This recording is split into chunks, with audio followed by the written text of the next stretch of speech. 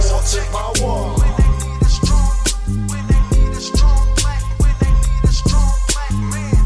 and power. Cause we got force and power.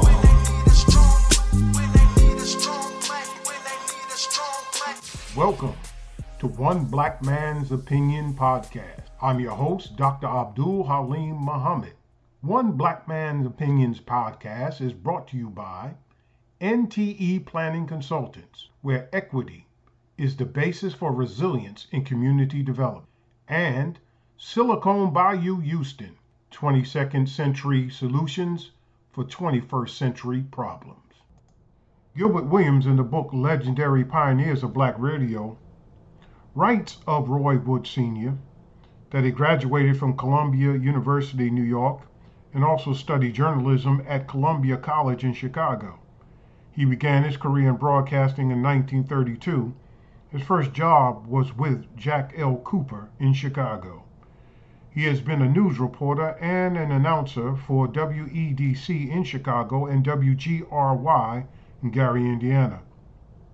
Wood became program director of KATZ in St. Louis, Missouri, which served black listeners in that area. Later, he produced his own programs and became news director at WYNR and WVON.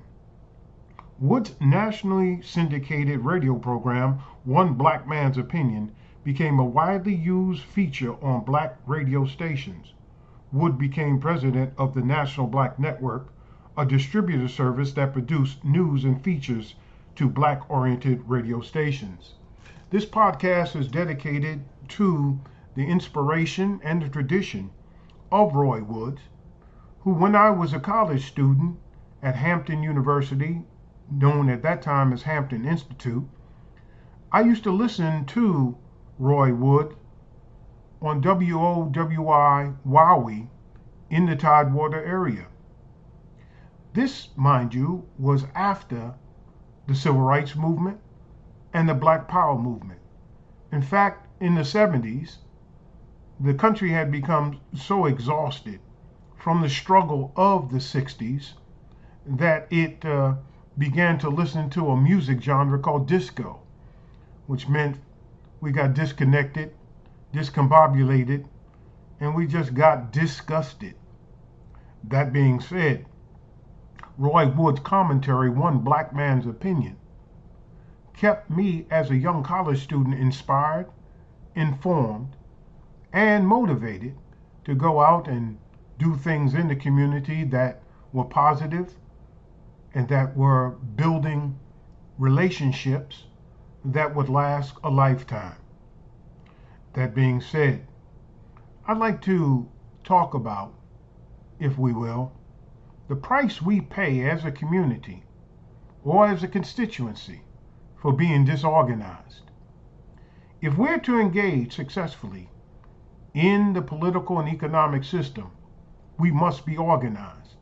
But before we're organized, the first thing we've got to do, we've got to set an agenda, an unapologetically black or community-based agenda. Why do I say that? I say that because every constituency, every special interest group have their agenda. And when they engage in the political process, they engage in that political process to implement, protect, and sustain their agenda. There are certain lines in the sand that they draw, and understand that when the political system threatens their agenda, or those things that they intend to either implement, sustain, or protect, they will then utilize their economic and their political resources in order to stop the system from hurting and harming them. First and foremost, we must understand that this was a country founded on a preoccupation with protection of personal property. And when I say personal property, I'm not just talking about land. I'm also talking about money in the form of taxation. I'm talking about the things that you own that could be taxed. And this is the preoccupation of this country. So its politics was developed to protect its personal property or property in general. So, as the Honorable Minister Louis Farrakhan, the leader of the Nation of Islam, teaches, politics without economics is symbol without substance.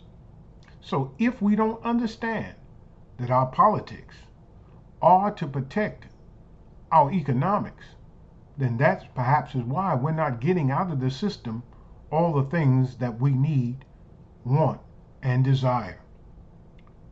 Let me close by simply saying this. We must get organized. First and foremost, we've got to set an agenda. Second, we've got to organize around that agenda.